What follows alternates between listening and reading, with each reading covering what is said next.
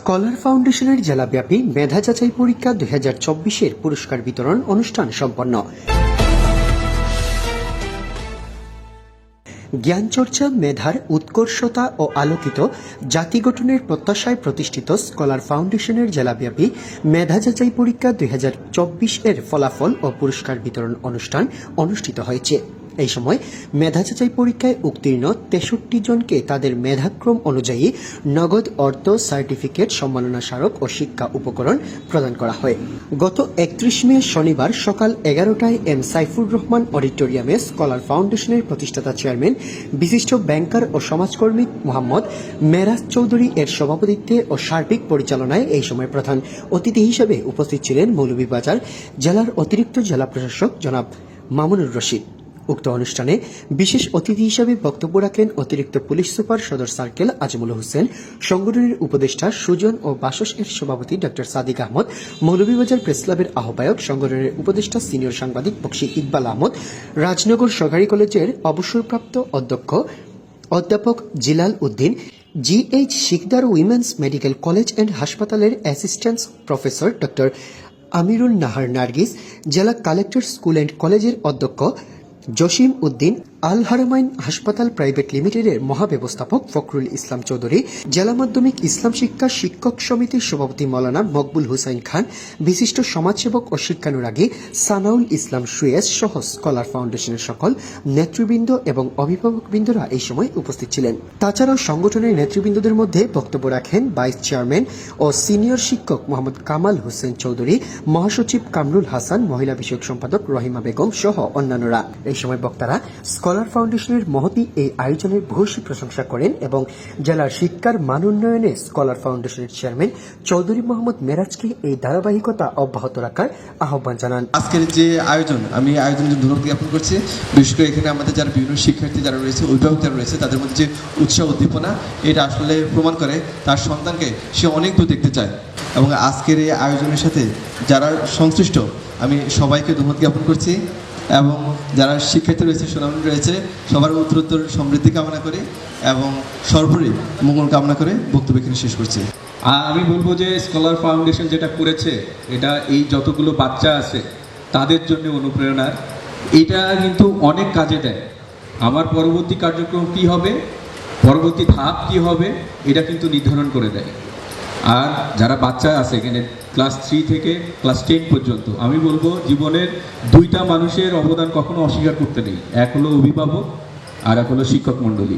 এত বড় একটি অনুষ্ঠান স্কলার ফাউন্ডেশন কর্তৃক আয়োজন করেছেন, সেই জন্য স্কলার ফাউন্ডেশনের সকলকে এবং সংশ্লিষ্ট যারা রয়েছেন সকলকে আমার পক্ষ থেকে অনেক অনেক কৃতজ্ঞতা এবং ধন্যবাদ জ্ঞাপন করছি।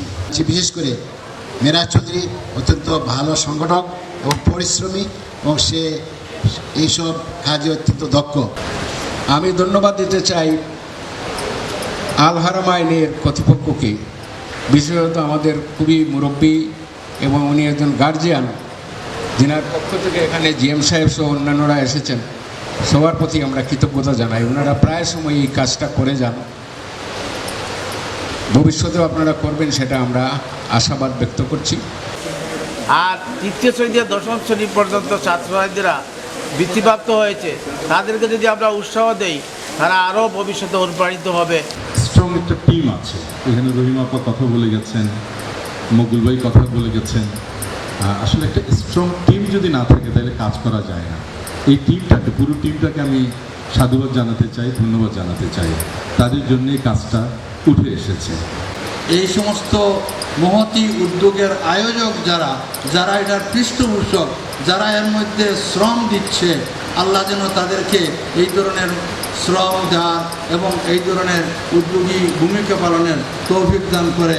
এই ধরনের যারা শান্তির প্রতীক, শান্তির দূত, মিরাজের মতো, কিংবা আমাদের মঞ্চে উপবিষ্ট অনেক গুরুজন আছেন যারা এই ধরনের ফাউন্ডেশনগুলোকে এগিয়ে নিয়ে যাওয়ার জন্য সবসময় একটা ভালো বুদ্ধি দিচ্ছেন, তাদেরকে আমার অন্তঃস্থল থেকে আমি সম্মান জানাচ্ছি। জনাব মেরাজ বিশিষ্ট ব্যাংকার, বিশিষ্ট সংগঠক এবং সমাজকর্মী, শিক্ষা ও সংস্কৃতি ক্রিয়াতে কাজ করছেন।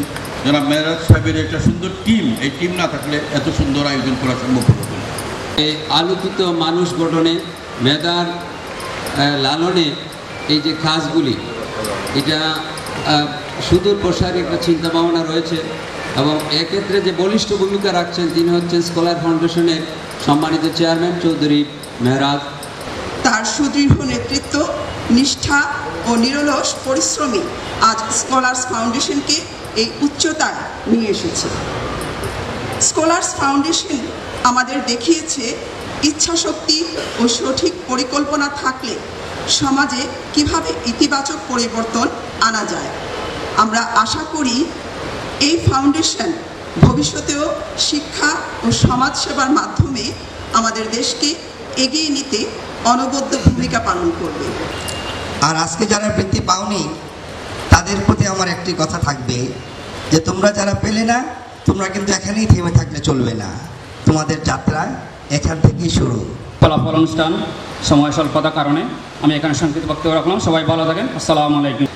আমি খুবই আনন্দিত, বিশেষ করে আমি কৃতজ্ঞতা প্রকাশ করছি স্কলার্স ফাউন্ডেশন যে এই যে মেধা যাচাই পরীক্ষাটা অনুষ্ঠিত হয় বা তারা আয়োজন করেছে, তাদেরকে আমি বিশেষভাবে অনুরোধ জানাচ্ছি। বিশেষ করে স্কলার ফাউন্ডেশনের প্রতিষ্ঠাতা জনাব মেহরাজ চৌধুরী সাহেবকে আমার পক্ষ থেকে অসংখ্য ধন্যবাদ।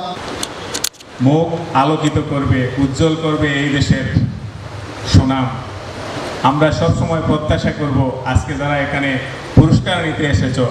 এক পর্যায়ে স্কলার ফাউন্ডেশনের এমন উদ্যোগের কারণ সম্পর্কে জানতে চাইলে ফাউন্ডেশনের চেয়ারম্যান মোহাম্মদ মেহরাজ চৌধুরী জানান, জ্ঞান চর্চা, মেধার উৎকর্ষতা এবং আলোকিত জাতি গঠনের প্রত্যাশায় প্রতিষ্ঠিত একজাক্ট মেধাবীদের প্ল্যাটফর্ম স্কলার্স ফাউন্ডেশন, যার 2016 সালে প্রতিষ্ঠা লগ্ন থেকেই যার ধারাবাহিকতায় আজকে আমরা 2024 সালে আমরা পুরস্কার বিতরণ করতে সক্ষম হয়েছি।